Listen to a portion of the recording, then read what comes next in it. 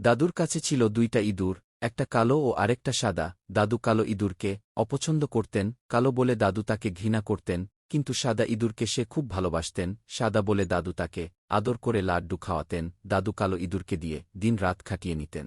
চড়া রোদে লাঙ্গল দড়িয়ে জমিতে চাষ করাতেন। খাবারের সময় ও চলত ভেদাভেদ। কালো ইঁদুর পেত অল্প খাবার, আর সাদা ইঁদুর পেত থালা ভর্তি ভাত, মাছ, মাংস, মিষ্টি। একদিন কালো ইঁদুর হাত খরচ চাইল। দাদু রেগে গিয়ে তাকে অপমান করলেন, কথা শুনালেন। আর পাশে থেকে সাদা ইঁদুর হেসে মজা লুটল।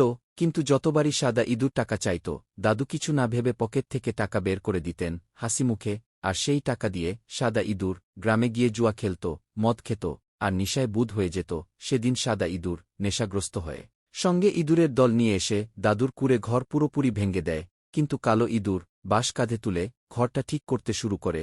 এতে দাদু তার ভুলটা বুঝতে পেরে তাকে জড়িয়ে ধরলেন। তখন কালো ইঁদুর শুধু একটিই কথা বললেন, আমি কালো বলেই কেউ লাইক সাবস্ক্রাইব করেনি।